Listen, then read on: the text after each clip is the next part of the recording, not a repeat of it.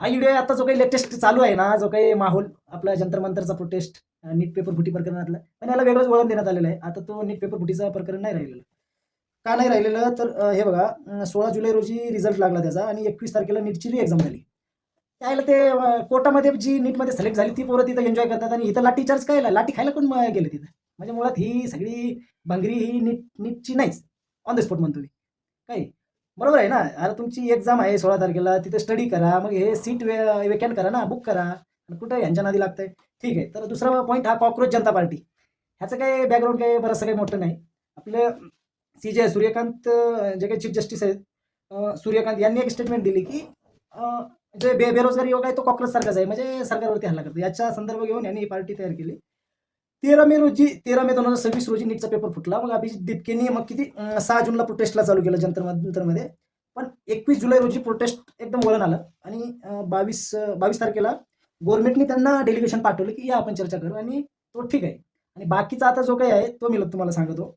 हा सोनम वांगचूक हा कसं आहे नॅशनल सेक्रेटरी याच्यावरती बरेच एलिगेशन आहे. सोनम वांगचूक एक मिनिट हे बघा लडाखमध्ये अभियांत्रिक सुरक्षा नाही याच्यावरती बरेच एलिगेशन आहे. हे बघा 2023 ते 26 या कालावधी अधिकृत चौकशी प्रशासकीय कारवाई आणि सार्वजनिक टीका यासारख्या अनेक घडामोडी घडल्या. यामध्ये त्यांचा FCRA परवाना रद्द आणि परदेशी ह्याचा एक एनजीओ होतो यांना फॉरेन फंडिंग येत होती त्याचा तो परवाना रद्द केलेला आहे आणि हा नॅशनल सेक्युरिटीमध्ये ट्रॅप झालेला आहे माणूस आणि याचं बॅकग्राऊंड सगळ्याला माहिती आहे. याची डिटेल परत घेऊ आपण. हा पॉईंट काही नाही. पण हा काही एकच सायंटिस्ट लागला का काय बाकीचे काही नाहीत का सायंटिस्ट हा तो झाला. कुणाल कामराज आईला याच्या हा काय बोलतो महादर्श तिथे येऊन की सीतेच्या पतीचं नाव घेतो आणि नीताच्या पतीचं भलं करतोय. म्हणजे गव्हर्नमेंटला सांगतोय तो नरेंद्र मोदीला. पण अपमान तर शेवटी रामाचं केलं ना. म्हणजे सगळी अवलादी नास्तिकच तिथे गेलेली त्या स्टेजवरती. त्याच्यामुळे आपलं याला काय सपोर्ट नाही. आणि दुसरी गोष्ट अभिजित दिपके हा पण फॉरेनमध्ये राहिलेला आहे. तिकडं ख्रिश्चनिटी तिथून कुठून तरी फंडिंग येत असेल याला 100%. कारण की याचा एक आधार तुम्हाला सांगतो. जे काही US एम्बेसी आहे ना 17 जुलै रोजी त्यांनी एक सूचना जारी केलेली आणि प्रोटेस्ट किती झाला 20 आणि 21 तारखेला. म्हणजे त्या 17 जुलैच्या त्या सूचनेमध्ये ती लोक काय सांगतात हा US एम्बेसी आहे बघा याचं तो डिटेल त्यांनी जे काही हे केलं नंतर सांगतो मी शॉर्टमध्ये इथं काढलं. US एम्बेसी असं सांगते की जंतर मंतर संसद भवन किंवा किसान घाट या परिसरात म्हणजे आंदोलक मोठ्या प्रमाणात राहतील. म्हणजे व्हायलेन्स होण्याची शक्यता आहे. त्यांना कसं काय माहीत. म्हणजे हा ऑल ओव्हर वेगळा प्रकरण आहे. नीटचा तर काही प्रश्नच नाही आणि त्याच्यामुळं आपल्याला काय ह्याला काही सपोर्ट आपण करू शकत नाही.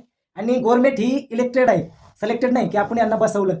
डेमोक्रेसी आहे. नुसतं ते संविधानची कॉपी हातात दाखवलं तर काय नाही होत. ते वाचलं पण पाहिजे. ऑल ओव्हर आपलं ह्या प्रोटेस्टला पाठिंबा नाही.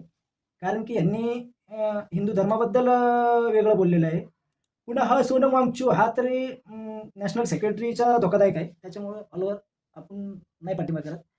हे सोशल मीडिया सगळी आता ते एक पत्रकार आहे मला त्याचं नंतर रेफर मला काही हे नाही त्याचं नाव मी व्हिडिओ बघतो.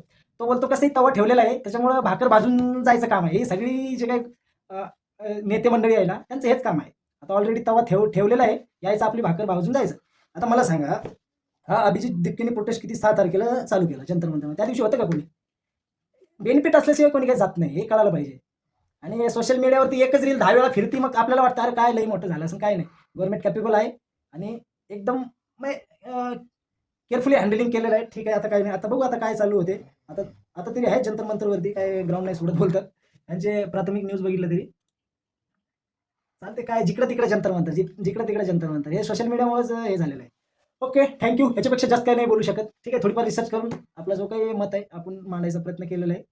हे ठीक आहे आपण त्यांच्याबद्दल संवेदना व्यक्त करतो. जी काही आपली नीट प्रिपरेशनची जी काही मुलं होती त्यांनी आपला जीव धोक्यात नाही घालायला पाहिजे होतं. आत्महत्या हा काही सोल्युशन नसतो. आज नाही उद्या ठीक आहे ना. आता तुम्ही बघा ना गव्हर्नमेंटने 3 तारखेची एक्झाम कॅन्सल केली.